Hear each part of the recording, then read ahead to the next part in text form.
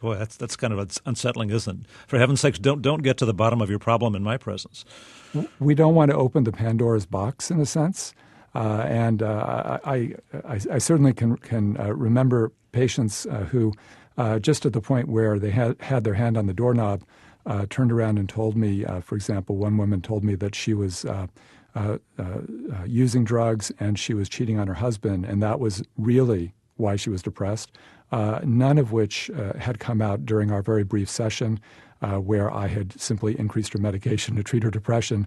And then at that point, it was like, well, I'm going to have to allow my next patient to wait in the waiting room a little bit, and you have to sit down, and we need to talk about this a little bit more. What's driving this separation of therapy from psychopharmacology? Well, there are a lot of factors. This is one of those issues, Dave, where there's no one villain. And I think, we have certainly with the late 1980s when Prozac came on the scene, that ushered in an avalanche of new medications, many of which, to be fair, are very effective.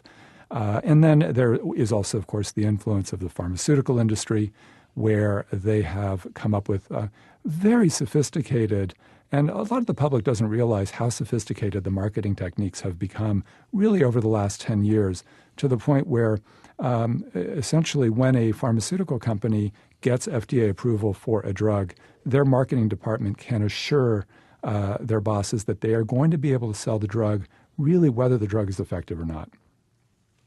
To what extent are insurance reimbursements driving this tendency of psychiatrists not to provide therapy? Well, that's kind of another leg of the stool, as it were. Certainly, what happens is that in order to maximize my income, I want to fit as many patients into an hour as I can. So if I see 4 patients in an hour, I'm obviously going to make more money than if I see 3 or 2 or 1. So when insurance companies reimburse more for a 15 or 20-minute visit than they do for the equivalent 1-hour psychotherapy visit, that's yet another factor playing into what I would consider to be, the overvaluation of the medication approach and the undervaluation of the let's understand what makes our patient tick kind of approach. Now, it's clear you're certainly there are some who are very skeptical of many of the medications that are prescribed. You are not opposed to medications. You prescribe them all the time, right? Mm-hmm. I do. How much do we know about how psychological medications actually work?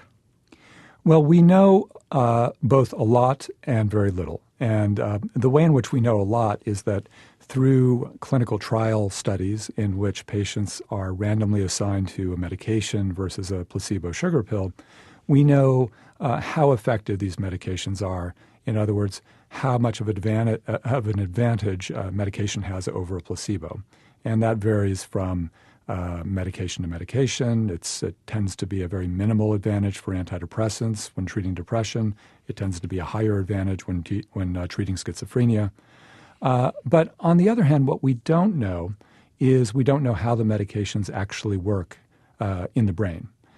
So whereas it's not uncommon, and I still do this actually, when patients ask me about these medications, I'll often say something like, well, the way Zoloft works is it increases the levels of serotonin in your brain, in your synapses, the neurons.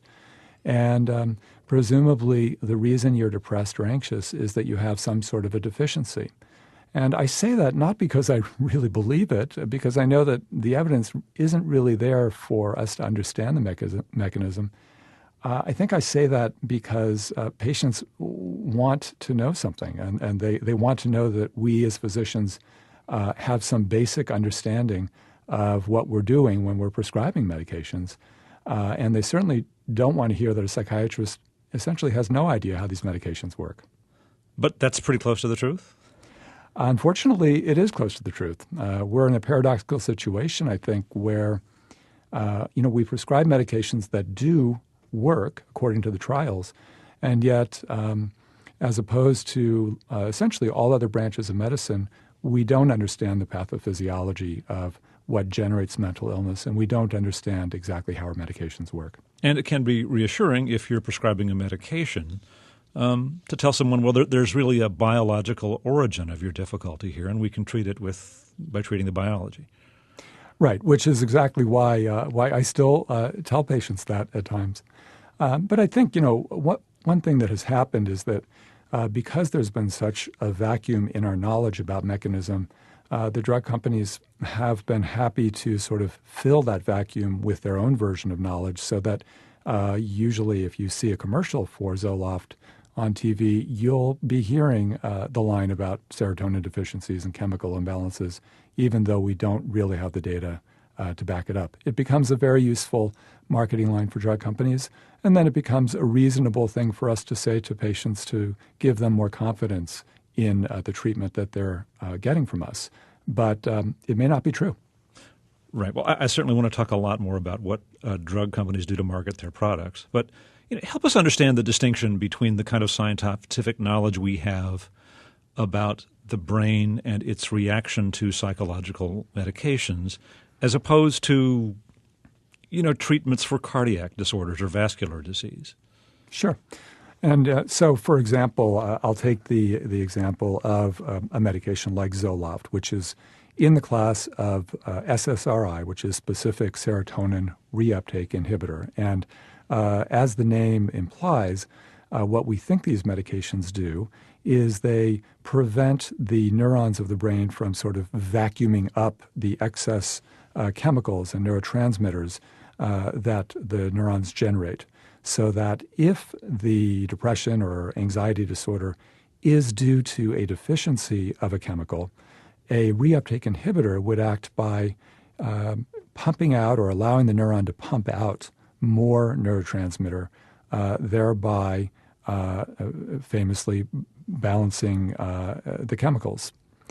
And problem is that we don't have any direct evidence that depression or anxiety or any psychiatric disorder is actually due to a deficiency in serotonin, because it's very hard to actually measure serotonin from a living brain. And any efforts that have been made to measure serotonin indirectly, such as measuring it in the spinal fluid or doing post-mortem studies, have been inconclusive. They have not shown conclusively that there's either too little or too much serotonin in the fluids. So that's where we are with psychiatry. And then your other question was, how does that differ from some of the other medical fields? Well, for example, in cardiology, we have a good understanding of how the heart pumps, what electrical signals generate activity of the heart.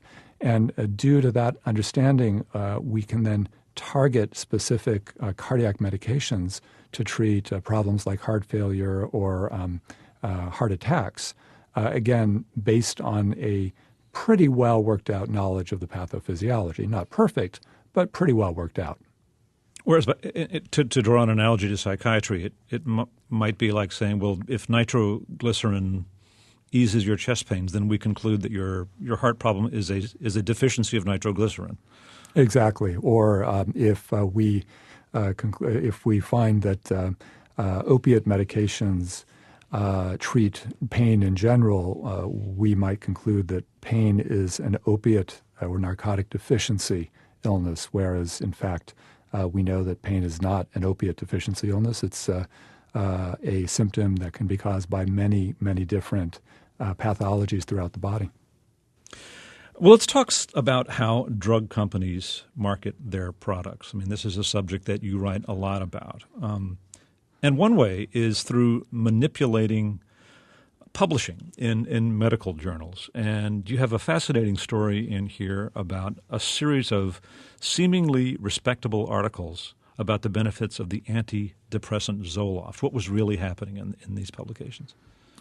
And this was information that came out over the course of a trial in which Pfizer was being sued for its antidepressant Zoloft possibly causing suicidal ideation. And over the course of that trial, it came out that there was a publication marketing plan that the marketers of the company had developed. And the way it worked is that rather than going directly to physicians, psychiatrists, researchers, and asking them to write up studies about their medication, instead they went to what was essentially an advertising firm. And they asked them to see to it that studies complementary toward Zoloft were published in the major medical journals of the United States. And to me, the astounding information that came out in that trial was that about 50% of all of the articles published about Zoloft over a certain period of time were actually ghostwritten by medical writers who were not MDs. And the company actually would pay big-name psychiatrists $1,000 or $2,000 to have their names put on these journal articles in order to lend them some kind of scientific credibility.